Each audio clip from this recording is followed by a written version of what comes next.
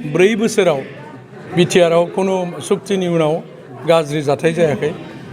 माहारि आरो माहारिजों कुनु जेंना जेंसि जायाखै बिराद मोजां मोनसे सरकार सालायदों आरो बेबायदि बोथोरा जेरै जों 4 बोसोराव जेरैबायदि मोनदों आरोबाव फैबाय थानाय दिनावबो जों मोननो हायो आरो गोजोन मोनसे शान्ति समाज दानो हायो बिथांमोनाबो बेखौनो खावलायदों आरो जिखिनिखौ 4 बोसोरनि गेजेराव 4 बोसोरनि गेजेराव मानाव गेदेर जोंनि बिटिआरनि मावफुं सोद्रोमा गाहाय मावफुं सोद्रोमा बिथाङा जिखिनि खामानि मावबाय जथेस्थ बाख्नायथावना खामानि मावदों थारमाने 39टा डिपार्टमेन्टनि बिथोराव हेल्थ सेक्टरखौबो गारना दोनाखै खुलुमबाय दिनै जोंनि गरेस्वरी पिपल ब्लक कमिटिनि उद्योगाव सानसेनि हाबाफारिजों बिफा बैसोनि आरो बिमा बैसोनि माहारिखौ जों बरायनाय जिथु हाबाफारि बे हाबाफारिखौ लानाय जायो आरो बेयाव 400निबो बांसिन माने आइ बैसोनि बिमा बैसोनि बिफा बैसोनि बिथांमोना नुजाफैदों आं जोबोद गोजोननाय मोनदों जिहेतु इउपिपिएल दोलोनि फारसे बिथांमोनाबो आस्था दङ हिसाबै नुजाफैदों बेनि थाखाय आङो दिनैनि जिथु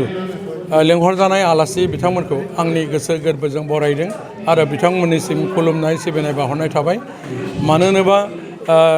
रायजो मोनसे सोलायनाय आरो दल मोनसे सालायनायाव गासै सुबुं माहारिनो आशीर्बाद नांगौ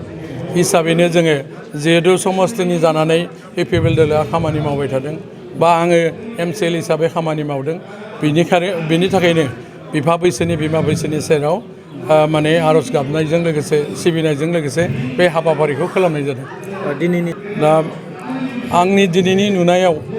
जिखिनि बिमा आरो बिफा बैसोनि सुबुंफोरा जे जोंखौ सहाय खालामदों बिथांमोना कमेन्ट होदों बिथांमोनाबो बिबुंथि लाखिदों जे 4 बोसोराव बिटिआरआव कुनु सुक्तिनि उनाव गाज्रि जाथाय जायाखै माहारि आरो माहारिजों कुनु जेंना जेंसि जायाखै बिराद मोजां मोनसे सरकार सालायदों आरो बेबायदि बोथोरा जेरै जों 4 बोसोराव जेरैबायदि मोनदों आरोबाव फैबाय थानाय दिनावबो जों मोननो हायो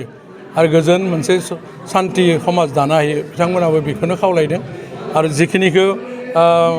4 बोसोरनि गेजेराव 4 बोसोरनि गेजेराव मानाव गेदेर जोंनि बिटिआरनि मावफुं सोद्रोमा गाहाय मावफुं सोद्रोमा बिथाङा जिखिनि खामानि मावबाय जथेस्थ बाख्नायथावना खामानि मावदों थारमाने 39टा डिपार्टमेन्टनि बिथोराव हेल्थ सेक्टरखौबो गारना दोनाखै माने पिडब्लिउडि डिपार्टमेन्टखौबो गारना दोनाखै माने स्पर्ट्सआवबो जितु मोनसे मिनि स्टेडियाम 5 कौटि होनानै स्टेडियाम लुदों आरो मोनफ्रोमबो समस्तियाव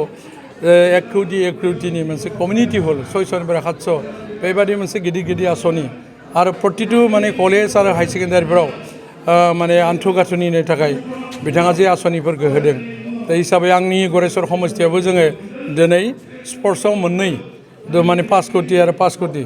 बरगुलि बिसिडिसिनि सिङाव 5 कौटि आरो गरेस्वरनि गेजेरावबो 5 कौटि दा माने सेंसन जानो थांबाय थादों हिसाबै जथेस्थ खामानि